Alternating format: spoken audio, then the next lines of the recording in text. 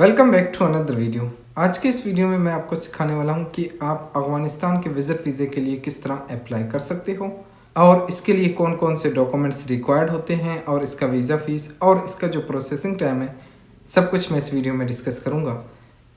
सबसे इम्पोर्टेंट बात कि आपने ये वीडियो बिल्कुल भी स्किप नहीं करना। हो सकता है कि कोई भी इम्पोर्टेंट पार्ट मिस हो जाए। और ना ही आपने किसी भी एजेंट को हायर करना है और ना आपने किसी को भी कोई एक पैसा देना है। आप खुद अफ़गानिस्तान के विज़िट वीज़े के लिए अप्लाई कर सकते हो। चलते हैं लैपटॉप स्क्रीन पर और मैं आपको स्टेप बाय स्टेप ये प्रोसेस करके दिखाता हूँ कि आप ख़ुद किस तरह अफ़गानिस्तान के विज़िट वीज़े के लिए अप्लाई कर सकते हो। आपने गूगल पर आ जाना है, यहाँ टाइप करना है econsulate.mfa.gov.af आपने इंटर करना है। आप ये देख सकते हो, ये है इनकी ऑफिशियल वेबसाइट। आपने इस वेबसाइट पर आ जाना है। ये इनकी ऑफिशियल वेबसाइट है अफ़गानिस्तान की। आपने इस वेबसाइट पर आ जाना है। आपने इस वेबसाइट पर एंटर करना है। आप ये देख सकते हो, ये इनकी ऑफिशियल वेबसाइट है। इसमें पूरी डिटेल्स वगैरह, इंस्ट्रक्शन वगैरह दिया हुआ है, नेसेसरी डॉक्यूमेंट्स वगैरह। खैर, ये मैं आपको बाद में आखिर में बताऊंगा कि अगर आपने विज़िट वीज़े के लिए अप्लाई करना है तो उस सूरत में क्या क्या इसकी रिक्वायरमेंट्स हैं, वो सब कुछ मैं इस वीडियो में डिस्कस करूँगा। आपने नीचे आ जाना है, फिर उसके बाद आपने आ जाना है वीज़ा पर। आपने वीज़ा पर आ जाना है। आप जैसे वीज़ा पर आ गए, फिर उसके बाद ये इस तरह का अटैच आपने अपना white background passport size photos आपने यहाँ से अपलोड करना है। आपने यहाँ से अपलोड करना है। फिर उसके बाद पर्सनल इन्फॉर्मेशन आ जाता है। फिर उसके बाद पर्सनल इन्फॉर्मेशन, जो भी आपको पर्सनल इन्फॉर्मेशन है आपने वो देना है। मिस्टर हो, मिसेज़ हो, जो भी हो आपने वो देना है। आपका जो भी सरनेम है एज़ पर पासपोर्ट आपने वो लिखना है। फिर उसके बाद आपका जो भी गिवन नेम है एज़ पर पासपोर्ट आपने वो नाम लिखना है। फिर उसके बाद आपका जो भी फादर नेम है आपने वो फादर नेम लिखना है। जो भी आपका फादर नेम है आपने फादर नेम लिखना है। फिर उसके बाद डेट ऑफ बर्थ आपने अपना यहाँ पर डेट ऑफ बर्थ देना है। जो भी आपका डेट ऑफ बर्थ है आपने वो यहाँ से सिलेक्ट करना है। फिर उसके बाद कंट्री ऑफ बर्थ, आप कहाँ जहाँ से भी हो, पाकिस्तान से हो, इंडिया से हो, नेपाल से हो या बांग्लादेश से हो, किसी भी कंट्री से हो, आपने अपनी कंट्री यहाँ से सिलेक्ट करना है। फिर उसके बाद प्रोविंस ऑफ बर्थ, जो भी आपका प्रोविंस लगता है, जैसे कि पंजाब है, जो भी है आपने वो लिखना है। फिर उसके बाद नेशनलिटी आ जाता है, जो भी आपकी नेशनलिटी है आपने वो लिखना है। फिर उसके बाद अगर आपके पास कोई और नेशनलिटी है तो इस सूरत में आप वो दूसरी नेशनलिटी भी सिलेक्ट कर सकते हो।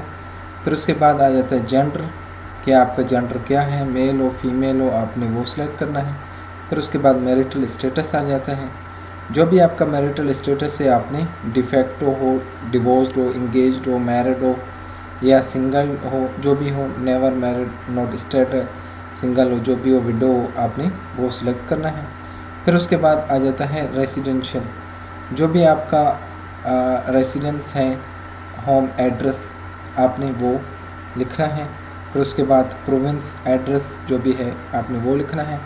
फिर उसके बाद आपका जो भी ईमेल एड्रेस है एग्जैक्ट आपने वही ईमेल एड्रेस लिखना है और आपने एग्जैक्ट अपना फ़ोन नंबर आपने वही देना है। फिर उसके बाद आ जाता है कॉन्टैक्ट नंबर इन अफ़गानिस्तान। अगर आपका कोई आपने जो भी होटल वगैरह बुकिंग किया होगा आपने यहाँ पर अपना कॉन्टैक्ट नंबर आपने होटल वगैरह का आपने वो दे देना है। वर्क फ़ोन आपने जो भी उसका फ़ोन नंबर है आपने वो दे देना है। होम वगैरह आपका जो भी है आपने वो दे देना है। फिर उसके बाद ऑक्यूपेशन आ जाता है कि आप क्या काम करते हो, जो भी आप काम करते हो आपने वही लिखना है। एम्प्लॉयर हो, अनएम्प्लॉयड हो, सब जो भी हो आपने वो लिखना है।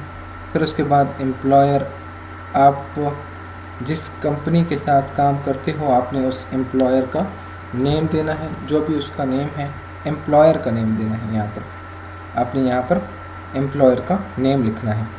फिर उसके बाद करंट एड्रेस, जो भी आप जिस भी एम्प्लॉयर के साथ काम करते हो आपने उस एम्प्लॉयर का एड्रेस वगैरह यहाँ पर देना है। फिर उसके बाद आ जाता है कि पासपोर्ट डिटेल्स। अच्छा, फिर उसके बाद आपने यहाँ से जो भी आपका पासपोर्ट है, पर्सनल है, सर्विस है, डिप्लोमेटिक है, स्पेशल है, जो भी है आपने वो सिलेक्ट करना है। फिर उसके बाद आपने अपना पासपोर्ट नंबर लिखना है, जो भी आपका पासपोर्ट नंबर है आपने वो पासपोर्ट नंबर लिखना है। फिर उसके बाद डेट ऑफ इशू कि आपका पासपोर्ट कब इशू हुआ है, आपने वो पासपोर्ट की डेट इशू लिखना है। फिर उसके बाद आपका पासपोर्ट कब एक्सपायर होगा, आपने यहाँ पर अपनी एक्सपायरी वगैरह वो लिखना है। फिर उसके बाद प्लेस ऑफ इशू कि आपका पासपोर्ट कहाँ से इशू हुआ है, आपने वो लिखना है। फिर उसके बाद आ जाता है एंट्रेंस बॉर्डर कि आप कौन से बॉर्डर से एंटर हो रहे हो, आपने वो एंट्रेंस जहाँ से भी आपने एंटर होना है आपने वो बॉर्डर का नेम लिखना है, नाम सेलेक्ट करना है। फिर उसके बाद डेट ऑफ अराइवल कि आपने कब एंटर होना है अफ़गानिस्तान में, आपने वो डेट वगैरह लिखना है। जब भी आपने एंटर होना है आपने वो डेट लिखना है। फॉर एग्ज़ाम्पल के तौर पर जब भी आप अफ़गानिस्तान एंटर होंगे आपने वो डेट लिखना है। फिर उसके बाद पर्पस ऑफ जर्नी, आपका जो भी पर्पस है आपने यहाँ से वो पर्पस सिलेक्ट करना है। विजिटिंग फ्रेंड या कॉन्फ्रेंस वगैरह, ऑफिशियल है, बिज़नेस है, एम्प्लॉयमेंट है, एजुकेशन है, एग्जीबिशन है, जो भी है आपने वो सिलेक्ट करना है। फिर उसके बाद place in Afghanistan intended to visit कि आपने कहाँ कहाँ विज़िट करना है अफ़गानिस्तान में, कौन कौन सी जगह पर विज़िट करना है, आपने वो जगह का नेम लिखना है। जो जहाँ जहाँ भी कबूल जहाँ जहाँ भी आपने करना चाहें आपने वो लिखना है। यहाँ पर जहाँ जहाँ भी आपने विज़िट करना है आपने वो लिखना है। फिर उसके बाद आ जाता है वीज़ा एंड डिज़ायर्ड एजेंसी। अच्छा, place of obtaining a visa. अच्छा, यहाँ आपका मतलब कि आपने कहाँ से वीज़ा लेना है। अगर आप पाकिस्तान से हो तो आपने इस्लामाबाद सेलेक्ट करना है। अगर आप ईरान वगैरह से हैं तो आपने यहाँ तेहरान सेलेक्ट करना है। अगर आप इंडिया से हो तो इस सूरत में आपने न्यू दिल्ली सेलेक्ट करना है। अगर आप वहाँ किसी और कंट्री से हो, अच्छा कोयटा से हो, कराची से हो, पेशावर से, इस्तांबुल से, ये जो भी आपको नज़दीक पड़ता है आपने वो सिलेक्ट करना है। फिर उसके बाद आ जाता है आपने वो सिलेक्ट करना है। फिर उसके बाद आ जाता है कि अच्छा आपकी सिंगल एंट्री है या मोर एंट्री है, आपने वो सिलेक्ट करना है। फिर वीज़ा कि आपने कितने दिन स्टे करना है, आपने वो सिलेक्ट करना है। जितने दिन भी स्टे करना है, स्टूडेंट वीज़ा है, डिप्लोमेटिक है या बिज़नेस है, जो भी है आपने एंट्री 3 मंथ वो आप पे डिपेंड करता है कि आपने इनविटेशन वीज़ा वो आप पे डिपेंड करता है कि आपने कितने दिन, 1 माह रहना है, 3 माह रहना है, या क्योंकि हर मंथ मतलब कि हर विज़िट वीज़े की जितनी भी लॉन्ग है वो आप पे डिपेंड करता है। हर मंथ की मतलब कि हर उसकी फ़ीस अलहदा होती है। जैसे कि अगर 1 मंथ रहना चाहते हो तो इस सूरत में आपकी फ़ीस अलहदा होगी। अगर 3 मंथ रहना चाहते हो तो इस सूरत में उनकी अलहदा फ़ीस होगी, और 6 मंथ रहना चाहते हो वो उसकी अलहदा फ़ीस होगी। वो आपने सेलेक्ट करना, वो आप पे डिपेंड करता है कि आपने कितने दिन सेलेक्ट कर रहना है। फिर उसके बाद आ जाता है कि पासपोर्ट स्कैन, आपने अपना पासपोर्ट, फिर उसके बाद सपोर्टिंग डॉक्यूमेंट्स आपने वो अपलोड करने, सब PDF में आपने अपलोड करने हैं डॉक्यूमेंट्स। जब आपने ये डॉक्यूमेंट्स वगैरह अपलोड कर लिए, फिर उसके बाद आपने सबमिट कर लिया, फिर उसके बाद आपने ये प्रिंट करना है। फिर उसके बाद नेक्स्ट पेज ओपन होगा।